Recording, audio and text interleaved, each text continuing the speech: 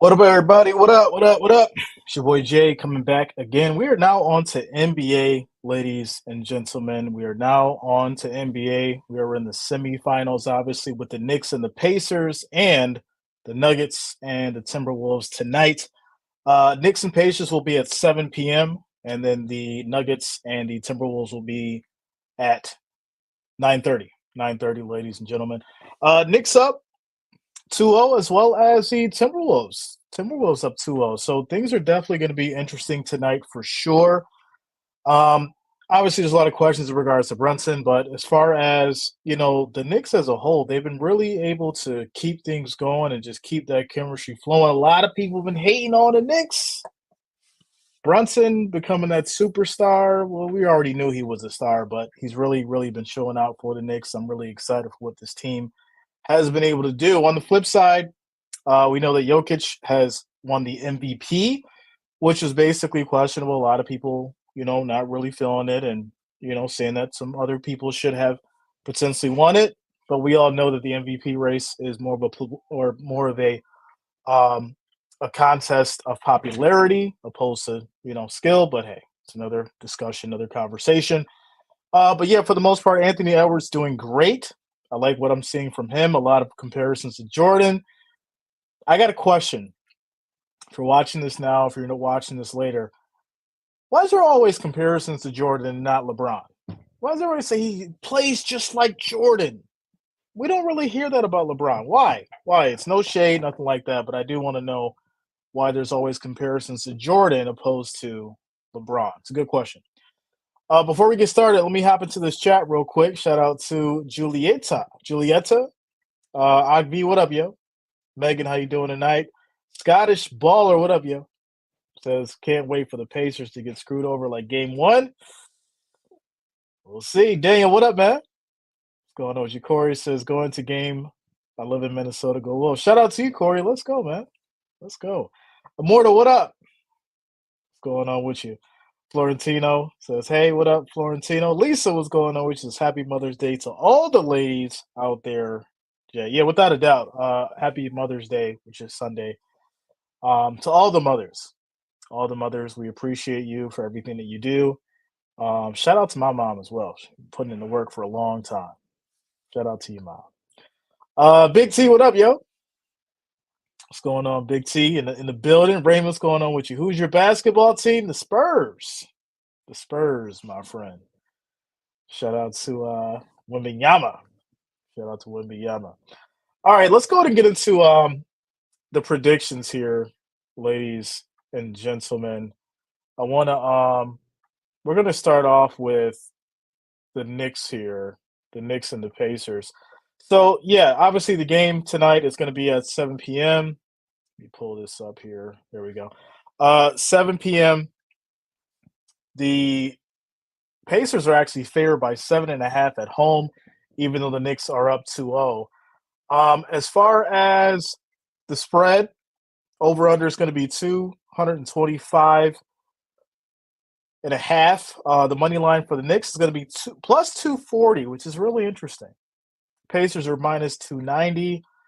As far as the matchup predictor, 49.3% for the Knicks, 50.7% for the Pacers. Now, obviously, we know that the matchup predictor has nothing to do with the Vegas odds because Vegas sets the odds and they're the ones that make the money on the bet. So that is just a little inkling of what we should probably expect. I'm expecting a close game for sure, and it looks like everyone else is as well. But giving the edge to the Pacers because they're at home. As far as your season leaders, Brunson averaging 28.7 points per game. Halliburton 20.1. Obviously on the rebounds, we got Hartenstein averaging 8.3. Turner with 6.9. And then for your assists, you have Brunson averaging 6.7, along with Halliburton with 10.9. Man, is passing the ball for sure. As far as the injury report, OG obviously had that issue in his last game, which was probably one of his best games that he's played, but he had an injury. So he will be out. It looks like Brunson obviously is going to be a game time decision. Mitchell Robinson, Bojan Bogdanovic, and then Julius Randle obviously out. For the Pacers, Tyrese Halliburton, game time decision. And then, of course, Benedict Mathurin is obviously out. So yeah, for the last couple games, right, we've seen ups and downs. We've seen momentum changes on both sides. I will say this: at the end of the day, the big thing that I've noticed as far as the Knicks, they've been able to not only come back and close gaps, but completely take over the game. And I think that's one thing that the Pacers need to try to avoid is allowing the Knicks to have those moments where they can come back. If you're up 8 points, if you're up 10 points, really focus and try to keep that lead. Um, but hey, the Knicks are great too because they can go on a run, they can get things going. Once they get shooting, DiVincenzo, once he gets going, Brunson, once he gets hot, those guys are difficult to stop. Hartenstein as well. I think the big thing right now for the Pacers is they're going to be at home. They'll have the crowd behind them, right? That home court is definitely a big factor in these kind of games, so we'll definitely see if that helps out. Um, with that said, I do like the way the Knicks are playing. I do think they have a little bit better chemistry than the Pacers. I will be taking them tonight. Um, I'm not going to take them by the spread, though. If I were to take them, I would be taking them just a straight up win. I think it's going to be another close one, considering obviously, the last two, 130 to 121, Knicks coming through in the stretch. But before that, it was 121 to 117. Obviously, the Pacers having more of that advantage because they're at home, but I do think the Knicks will pull it out. Priscilla, what's going on with you, Priscilla? How you doing tonight? Let's go. Mo Heyman, what up, yo? What's going on with you, Corey? Says Victor is a beast. Yes, he is. Just chilling. I hit 60 Sunday. Let's go, Immortal. Happy birthday, bro. Big 60. Let's go. That is actually pretty amazing, man. You know, 60 years of life, 60 summers, 60 springs, winters, falls, and wish you many more, man. Wish you many more. Happy birthday. Happy early birthday. Let's go. Corey says, "Go Wolves." Darth says, "Hello, what up, man? What's going on with you? How you doing tonight?" So yeah, I'm gonna take Knicks, but I'm going straight up. I mean, if I were to bet points, it'd probably be like 3.5. That's what I would do. But yeah, taking Knicks tonight, and then obviously we're gonna go ahead and get into these Nuggets and the Timberwolves, Nuggets and the Timberwolves, ladies and gentlemen. Now, obviously, this series is very interesting for a couple reasons. We know that the run that Denver has been on, and obviously we understand how great Jokic has been. But it seems like he's kind of not been himself lately, right? And I'm not discrediting the Nuggets because they're a great team. They have great offense, and obviously they're champions. But I feel like in this series, the Timberwolves have really, really been able to step it up. And of course, Anthony Edwards playing to his max potential right now. And who knows, how if he's going to be able to keep that up. With that said, though, let's get into this one. Obviously, Minnesota's up 2-0. This game is going to be at 9:30. The Timberwolves are favored by 3.5, so a little closer on the spread. Your over/under is 205.5. The money line for the Nuggets is plus 140, minus 170 for the Timberwolves. Obviously, Timberwolves are playing at home. Matchup predictor shows 31.2% for the Nuggets and 68.8% for the Timberwolves. As far as your season leaders for the points, you got Jokic averaging 26.4, Edwards averaging 25.9.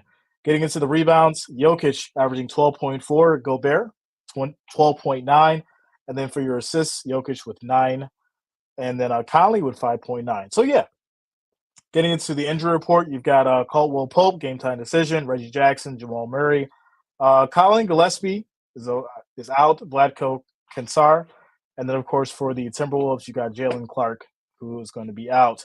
As far as the last two, you have the Timberwolves winning 106 to 80 and then 106 to 99. So even with the spread being, 3.5, I definitely think this is going to be a Minnesota victory. They're just clicking right now. Everything's clicking for this team. They're playing solid basketball. I'm not going to write the Nuggets off yet, but I will say this. If they don't figure out how to really put the pressure on Anthony Edwards and clean up the paint and really work through Gobert, it may be a long night it may be a long night for Denver, and of course, as Corey said, Minnesota's bench is way better. So yeah, it's very easy for me to say Knicks and the Timberwolves tonight, but that's just because of the talent and everything that they're putting on the court right now, and the momentum is in their favor. So yeah, but I'm thinking it's going to be close ones on both sides. We're going to see some ups and downs, but I'm going to go ahead and go with the momentum here. I'm going to take the Timberwolves as well. I would take the points with them, the 3.5. I think that's a safe bet. And yeah, so tonight I'm going Knicks, and of course, as I hit the button here, I ain't want to hit that. I don't need you, Siri. Cut it out. Get out of here. Cancel. There we go. All right. Yeah, I'm gonna go ahead and take Timberwolves by 3.5, and that will be the predictions for tonight. So yeah, as far as the finals, I will be streaming the finals. I'm gonna start this little series as far as giving you guys prediction videos for the NBA games as we go towards the finals. But I will be streaming the actual finals, all 7 games if there is 7. So we'll get into that. Um, Wanted to discuss a couple things as far as the craziness that's going on in the NBA right now too, as far as things with Jamal Murray, throwing stuff on the court, and then you've obviously got um, Patrick Beverly getting suspended for throwing basketballs at fans. It's kind of crazy. There's a lot of people that have issues with it, and rightfully so. I mean, I think with the NBA, and we've seen this over the years, there really isn't any kind of like clear cut decision making as far as how they penalize players and how they discipline them. And I think that's one of the big things that make people have issues, and it's including myself, because I look at certain things and I'm like, well, why the hell would you know Patrick Beverly get suspended for 4 games because he threw basketballs at fans, and then obviously he had the issue with the reporter.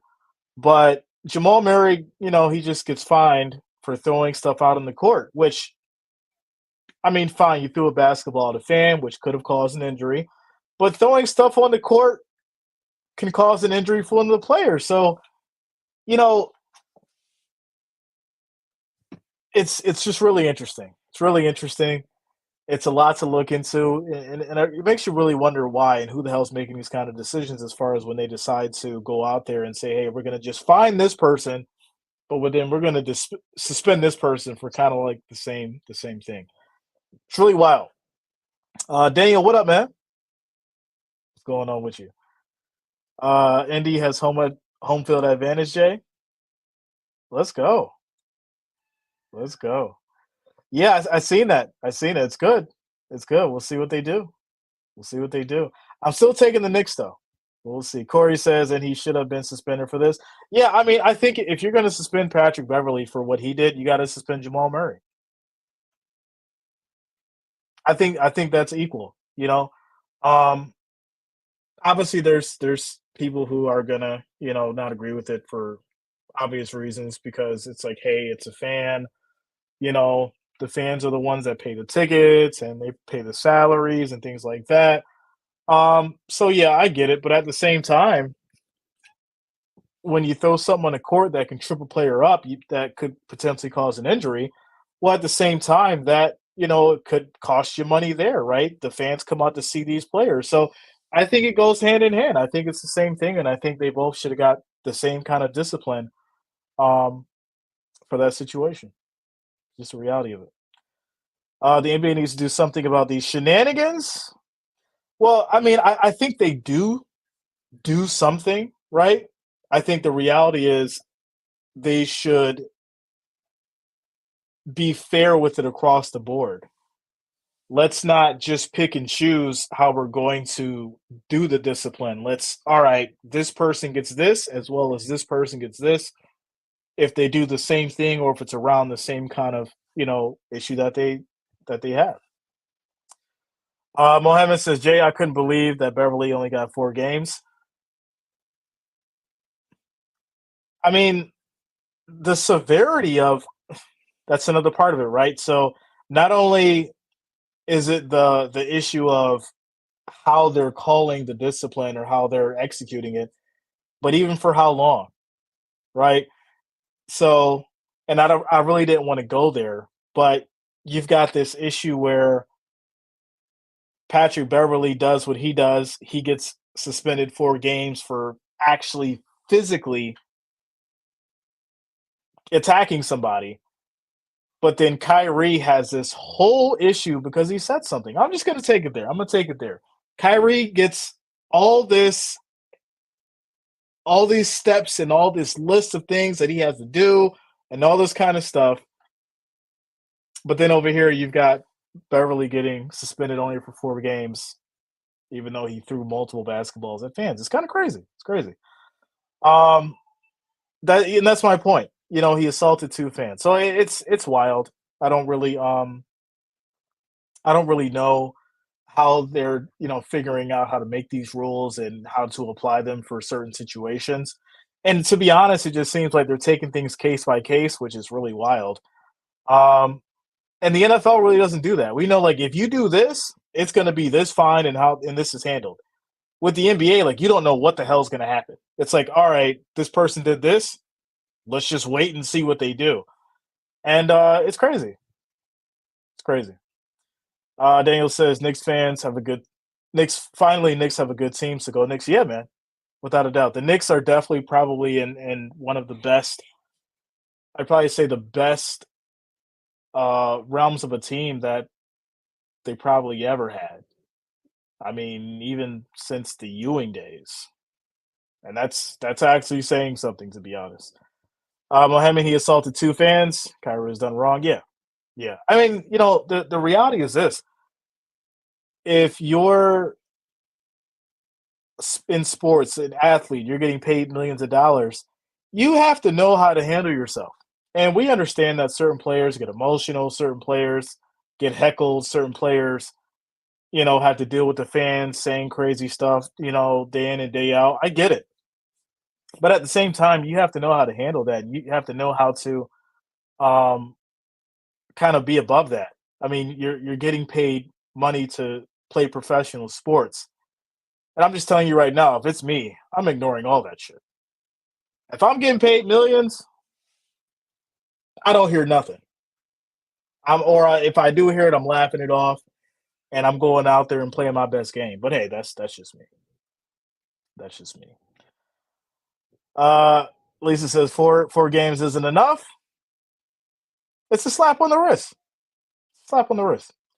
Tyrone says certain rules for certain people. Yeah, I mean that's another way to look at it, right? Certain rules for certain people. Um, Favoritism, right? How you would have certain people who could benefit from certain relationships.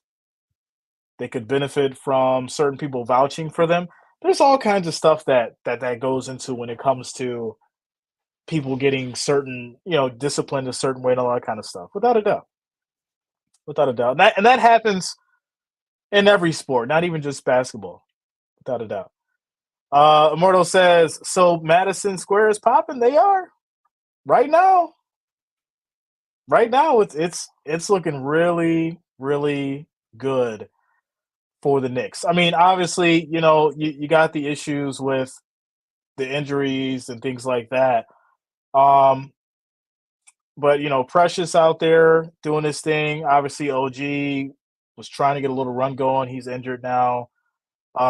Brunson has came out, well, not really came out of nowhere, but he's definitely been balling at a high level. DiVincenzo even coming in, stepping it up and playing ball at a high level now. Um, Randall being out, I definitely think that's kind of put him into that role as far as, okay, I got to step up and be the man because Randall's out. But I can only imagine, if you had Randall in and you had Brunson going at the same time and playing that Knicks basketball at their best level, it probably wouldn't be close. These could be some runaway games. Now, obviously, we'll see tonight if the Knicks can really perform under pressure, being away and out of Madison Square Garden. So we'll see. We'll see. I'm excited for it. Um, I'll be watching it, and we'll go from there. Clayton says it wasn't that bad, really. I'm sure they were talking mad shit. But see, that's Clayton. That's the problem, man. Um, at some point, and like I said, there's a way to handle things, but some people obviously get emotional. We know basketball players get really emotional. Especially Pat Beverly. We've seen him crying and shit. You already know. Uh, I think the reality is this: at some point, you have to realize like what's going on and why it is, right? Like you getting upset and throwing basketballs at fans, it's probably going to make you lose fans opposed to gaining them. Um, but obviously, a lot of people don't really think in the heat of the moment, and that's why they do those kind of things. And that's kind of been Beverly style over the years. Um, an antagonizer in a sense. You know, um, he reminded me of Lance. You guys remember Lance?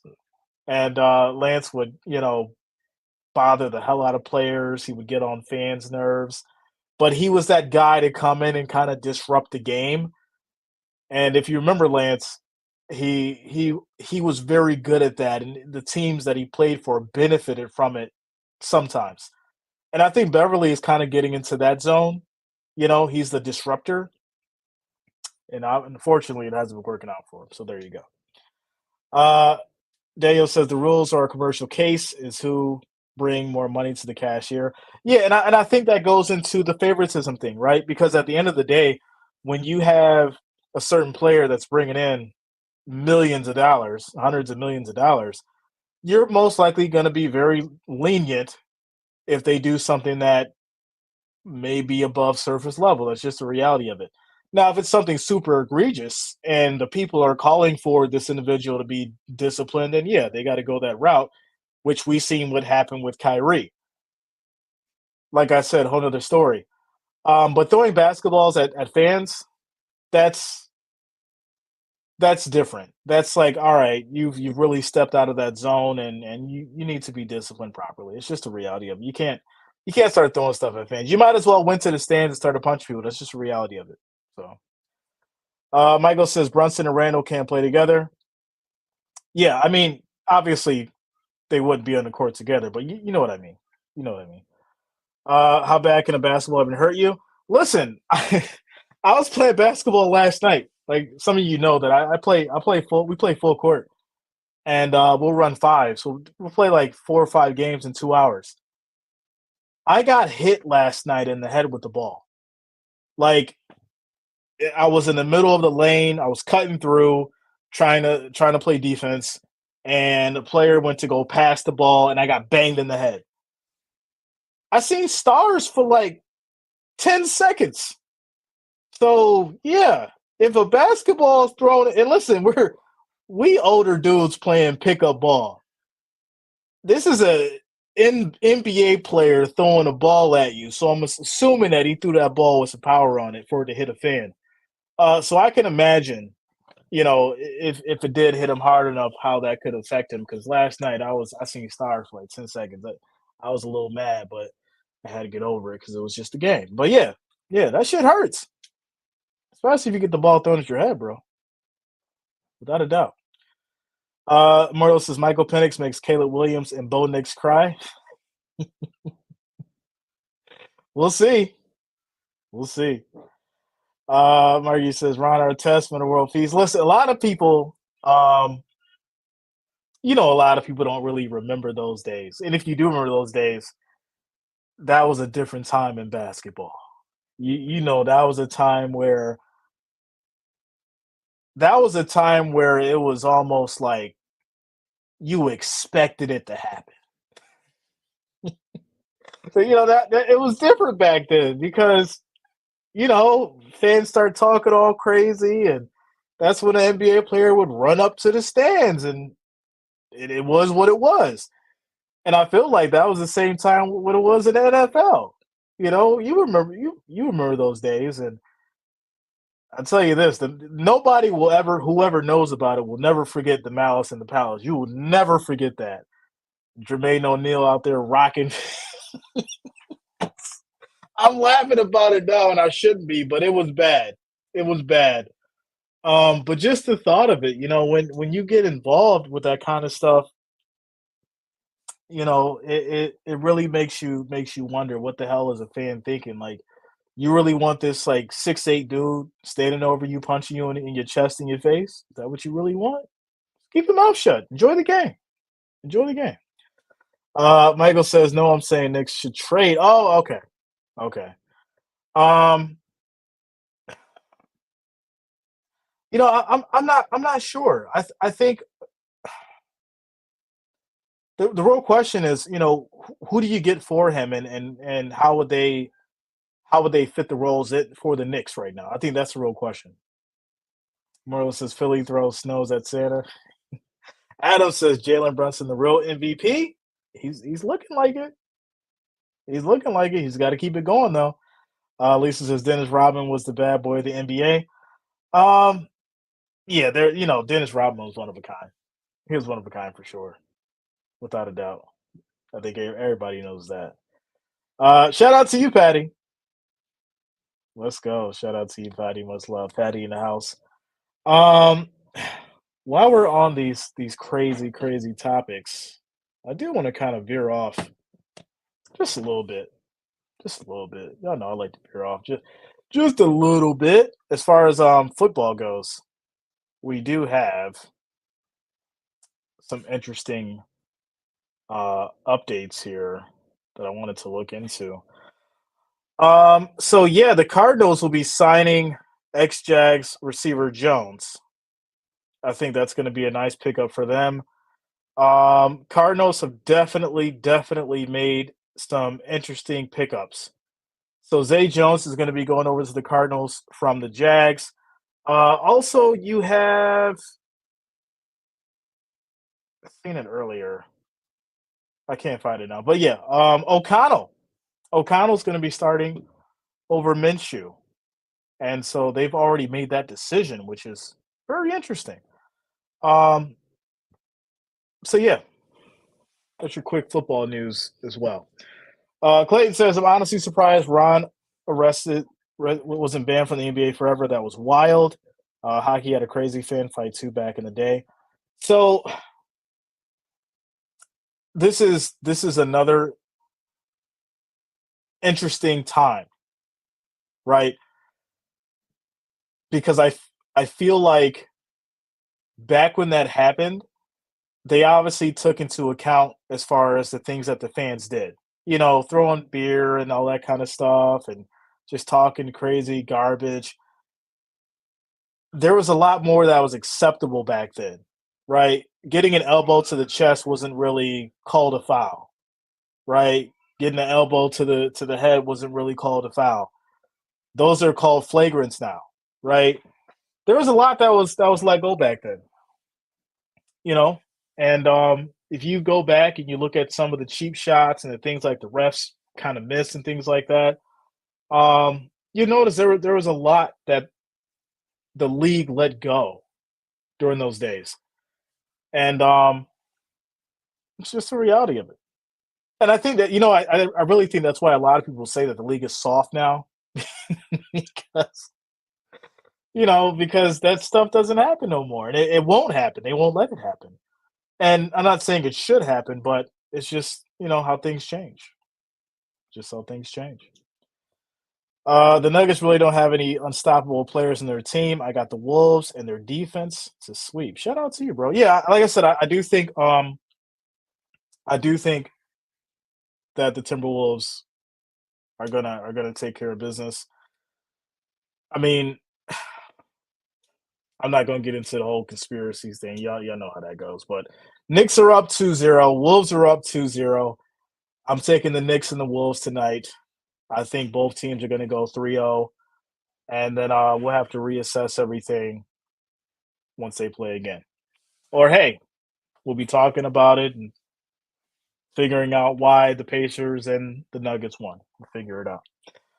With that said, ladies and gentlemen, the games will be starting, or the Knicks and the Pacers will be starting in roughly 20 to 30 minutes. Um, Shout out to you guys for rocking with your boy Jay. Much love to the family. Much love to the Wrench Gang, all the listeners, all the watchers. I appreciate each and every one of you. Have yourself a great night, and we'll talk soon. We'll talk soon. Lisa says, "How will the refs call the hip drop tackle, Jay?" I can imagine. I can imagine that there's going to be a moment, a critical moment. You got to remember, a lot of these penalties that the NFL have in place now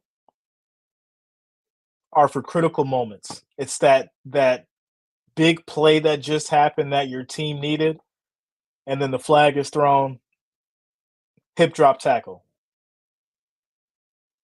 Just watch. Just watch. I'll refer back to this discussion when it happens. Um, I can see that's how that's going to be used, right? Every time there's a new penalty brought into the game, it's always used in critical moments. So we'll leave it at that. Shout out to you guys. See you in the next one. Have a good night.